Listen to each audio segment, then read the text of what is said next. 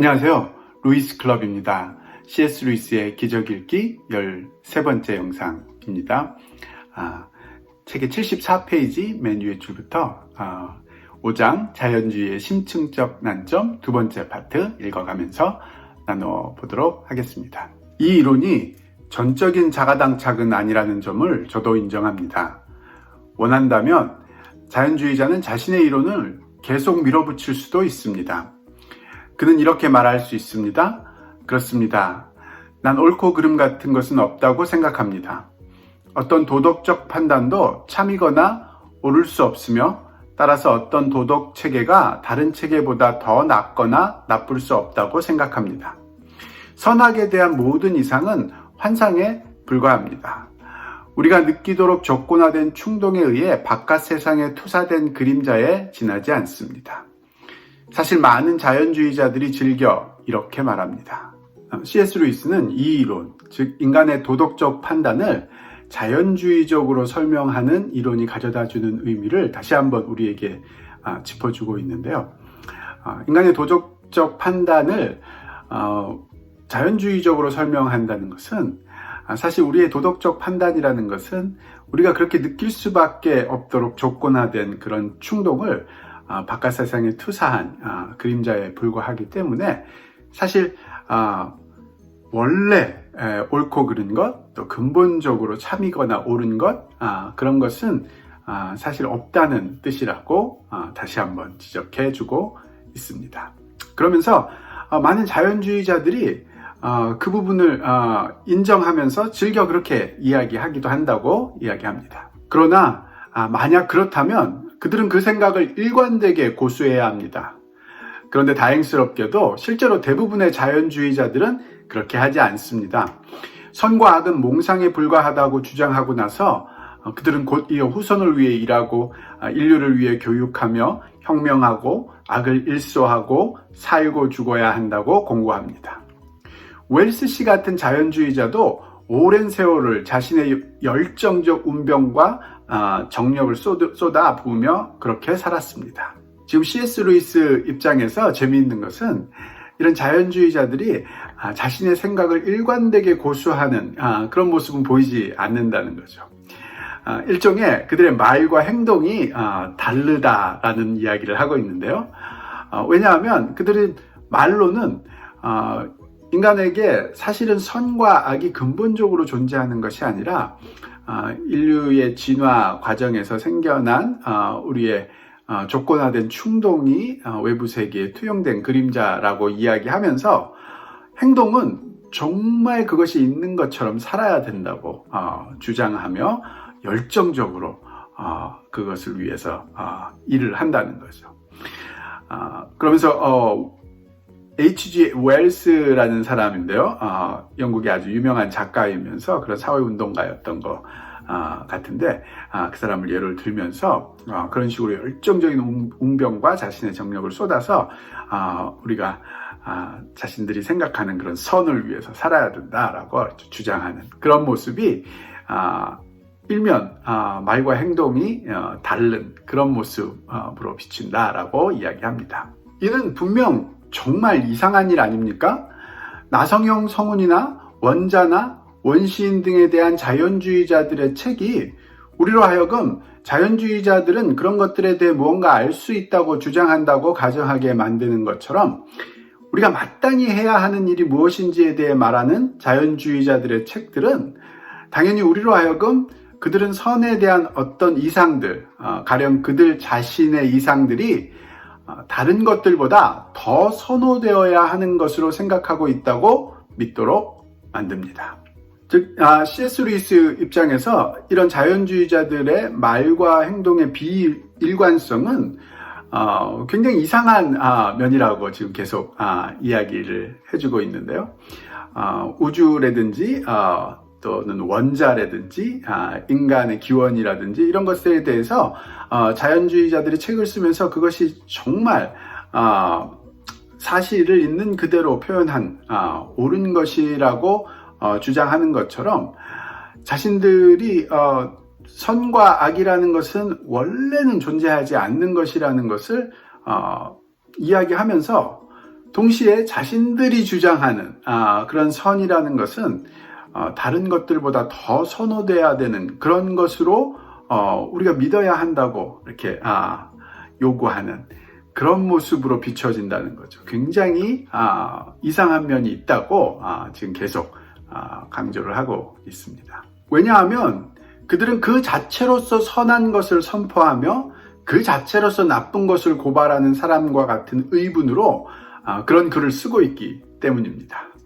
자신은 개인적으로 부드러운 맥주를 좋아하는데 다른 이들은 쓴 맥주를 좋아한다는 사실에 대해 이야기하는 사람과는 전혀 다르게 말입니다. 즉, C.S. 루이스 입장에서 자연주의란 결국 근본적으로 어떤 현상에 대한 있는 그대로의 묘사에 불과하기 때문에 아무리 서로 다른 종류의 도덕적 판단이 나타난다 할지라도 그것은 마치 부드러운 맥주를 좋아하는 사람의 모습과 쓴 맥주를 좋아하는 사람의 모습처럼 그런 현상이라고 표현해야 되는데 그렇지 않고 정말 어떤 것이 더 선하고 어떤 것이 더 악하다, 근본적으로 그 자체로서 그런 것이 있다는 것처럼 이야기하는 그 모습 자체는 굉장히 이상한 모습이라는 것을 지금 강조하고 있는 거죠. 만일 웰스 씨나 프랑코 씨 등의 마땅함이 모두 자연이 그들로 하여금 갖게끔 조건화시킨 충동에 지나지 않고 어떤 객관적 옳음이나 그름과는 전혀 상관없는 것이라면 도대체 왜 그들은 그렇게 흥분해서 말하는 것입니까? 그런 글을 쓰는 동안에도 과연 마땅히 더 나은 세상을 만들어야 한다 라고 그들이 말할 때의 그 마땅함이나 더 나은 같은 단어는 그들 자신의 이론에 따르면 구토나 하품과 마찬가지로 전혀 참이거나 거짓일 수 없는 비이성적 조건화된 충동에 지나지 않는다는 점을 기억하고 있는 것일까요? 그렇겠죠. C.S. 루이스 입장에서는 이렇게 자연주의적인 그런 세계관, 그런 철학적인 관점을 가지고 마치 객관적인 선과 악을 주장하면서 어떤 도덕적 당위성을 호소하는 그런 모습들을 보면 굉장히 이상한 말과 행동이 맞지 않는 그런 느낌으로 다가올 수밖에는 없을 것이다. 그렇게 여겨집니다. 제 생각에는 그들이 그 점을 잊을 때가 많은 것 같습니다. 그것이 그들의 영광입니다. 인간성을 배제하는 철학을 견지하고 있으나 그럼에도 불구하고 그들은 여전히 인간인 것입니다. 부정의를 목격하면 자신의 모든 자연주의를 내던져버리고 인간처럼 천재처럼 말합니다. 그들은 스스로 생각하는 것 훨씬 이상을 알고 있는 것입니다. 그러나 그런 상황 이외에는 여전히 가상의 탈출로를 의지하는 것 같습니다. 이 부분에서는 오히려 C.S. 루이스가 가지고 있는 C.S. 루이스의 자연주의에 관한 관점을 아주 잘 보여주는데요. C.S. 루이스는 자연주의 철학을 인간성을 배제하는 철학이라고 지금 이야기하는데요. 그래서 자연주의자라 할지라도 인간성이 남아있는 한 명확한 부정의가 보여질 때에는 자연주의 철학을 배제하는 그런 모습을 드러낼 수밖에 없지만 일상적인 상황에 있어서는 뭔가 가상의 탈출로를 통해서 그 자연주의자의 그런 철학적 의미를 고수하려고 하는 듯 그렇게 보여진다라고 이야기합니다. 그 탈출로란 이런 것입니다. 그들은 속으로 이렇게 말합니다. 그래요? 도덕, 부르주아적, 인습적, 전통적 도덕은 몽상에 불과합니다. 그러나 우리는 어떤 행동 양식이 인류를 계속 보존시킬 수 있는지를 발견해 왔습니다. 우리는 지금 그 행동을 여러분에게 채택하라고 말하는 것입니다. 우리를 부디 도덕가로 오해하지 마십시오. 우리는 전적으로 새로운 체제 아래에 있습니다. 마치 이런 식으로 빠져나갈 수 있다는 듯이 말입니다. 그러면서 지금 C.S. 루이스 자신이 생각하는 자연주의자들의 철학적인 탈출로를 제시해보고 있는데요. 어떤 명확한 부정의를 봤을 때 자연주의자들이 자신들의 철학적인 그런 바탕에도 불구하고 굉장히 열정적으로 다른 사람들의 그런 도덕적 판단에 호소하는 것처럼 보이는 그런 행동들은 사실은 자연주의자들이 주장하기로는 우리가 지금 인간의 인습적인 또는 어떤 전통적인 도덕에 호소하고 있는 것이 절대 아니다.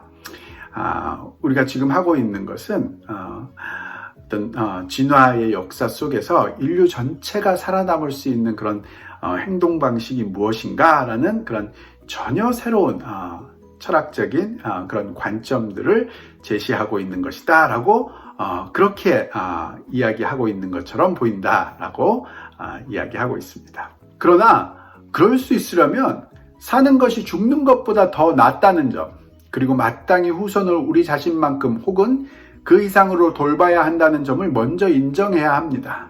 그런데 이 두 가지 모두 다른 것과 마찬가지로 자연주의자들이 설명해 치우는 도덕적 판단입니다. 그렇죠?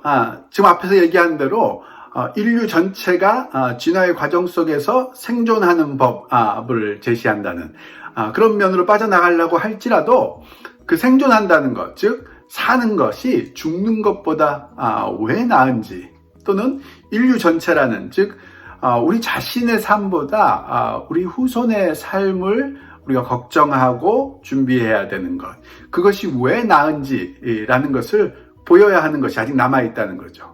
그리고 그것은 바로 그들이 그토록 배제하고 싶어 했던 도덕적 판단 그 자체라는 거죠. 물론 자연이 우리를 어떤 일정한 방식으로 줬거나 했었다면 우리는 삶이나 후손에 대해서 그런 방식으로 느끼게 될 것입니다. 그러나 자연주의자들은 그런 느낌을 더 이상 참 가치에 대한 통찰로 오해하지 못하게끔 해놓았습니다. 그렇다면 이제 후손을 돌보고 싶어하는 충동이 실은 치즈를 좋아하는 충동과 같은 종류의 것임을 아는 이상, 전자의 초월성 주장이 사기임이 밝혀진 이상 제가 거기에 신경을 쓸 것 같습니까? 우연히 그 충동이 강할 때는 아마 그것을 따르겠죠. 그러나 여러분이 제게 그것의 참 본질이 무엇인지를 설명해 준 이후로는 상당히 약해져 버렸지만, 그렇죠. 이런 자연주의자들이 이야기하는 그런 진화의 역사 속에서 인류의 생존, 후손의 보존, 이런 것이 아무리 중요하다고 우리에게 역설을 해봐야 그런 식의 도덕적 판단이라는 것이 사실은 어떤 초월적인 가치 판단임이 아니라 그런 진화의 과정 속에서 생겨난 충동이라고 이미 얘기해버린 이상 우리가 그것을 정말로 따르기를 기대할 수 있겠는가. 물론 그런 충동이 강하게 들 때는 따를 수 있겠지만 그런 충동이 없다면 꼭 따를 수 있겠는가 라는 생각을 의문을 지금 던지고 있습니다. 하지만 그 충동이 약할 때에는 당연히 그냥 치즈를 사 먹고 말 것입니다. 이제 충동들이 모두 어떤 것인지를 안 이상 어떤 충동을 다른 충동보다 더 북돋우고 키우고자 노력해야 할 아무런 이유가 없습니다.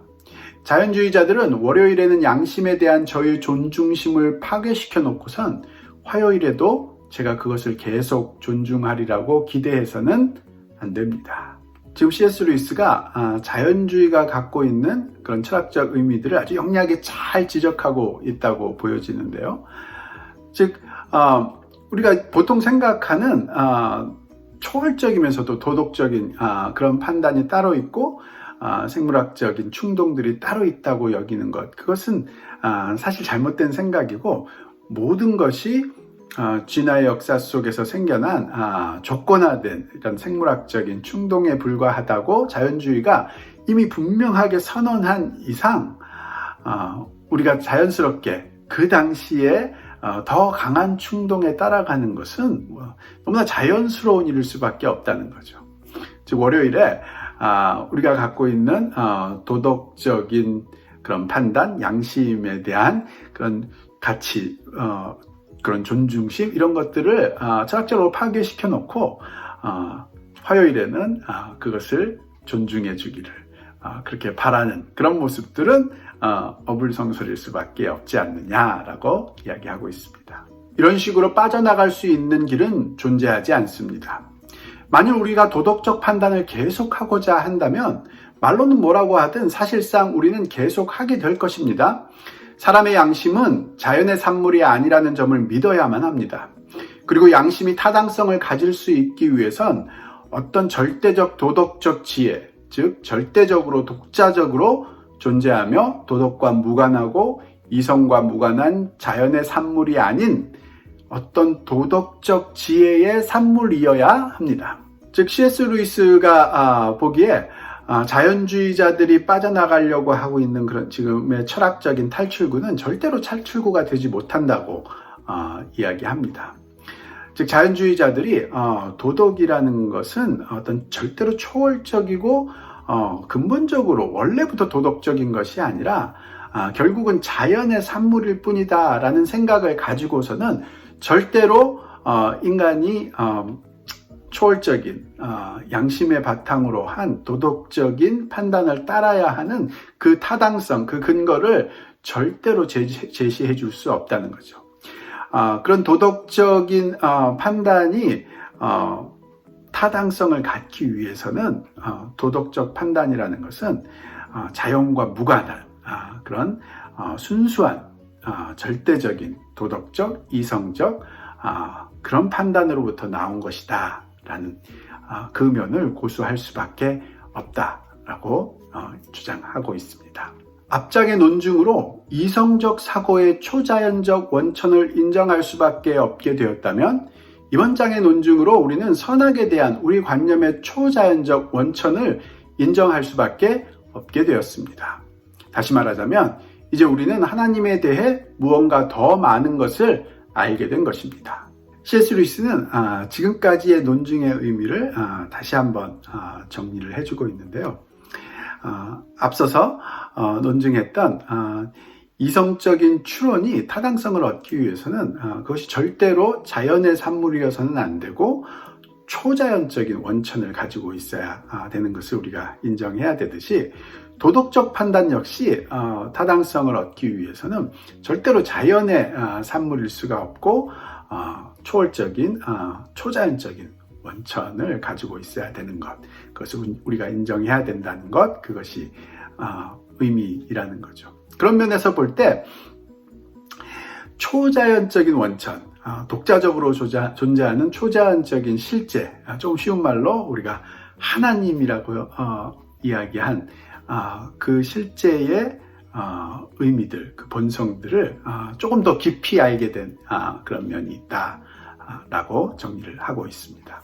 만일 여러분이 도덕적 판단은 이성적 추론과 다른 것이라고 주장하는 사람이라면 이 새로운 지식을 이렇게 표현할 것입니다. 이제 우리는 하나님에게는 이성성 외에 또 다른 속성도 있다는 것을 알게 되었다.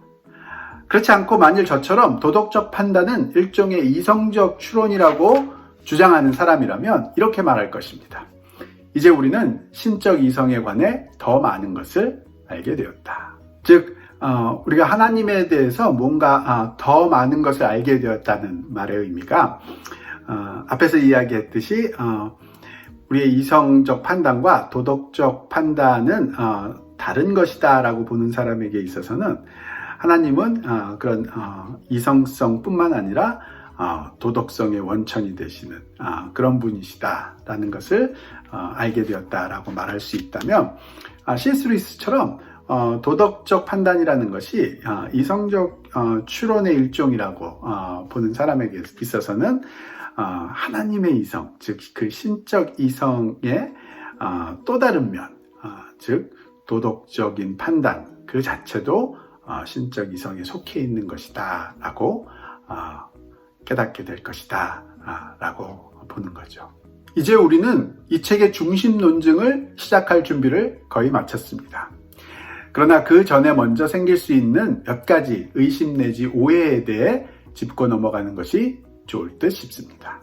앞서서 자연주의, 그리고 그 자연주의가 가지고 있는 근본적인 난점 이런 것들을 다루었고, 이 장에서는 그 자연주의가 가지고 있는 보다 더 심층적인 난점들에 대해서 다루었는데요. 이런 논의들을 통해서 우리가 이 책의 중심 주제인 기적에 대해서 이제 나눌 준비가 거의 다 되었다라고 이야기합니다. 그렇지만 아직 몇 가지 의심 내지 오해에 대해서는 짚고 넘어갈 필요가 있다고 이야기하는데요. 이것으로 5장의 내용을 마치고 이 몇 가지 의심 내지 오해를 다루는 문제에 대해서는 6장부터 또 계속해서 이어가도록 하겠습니다.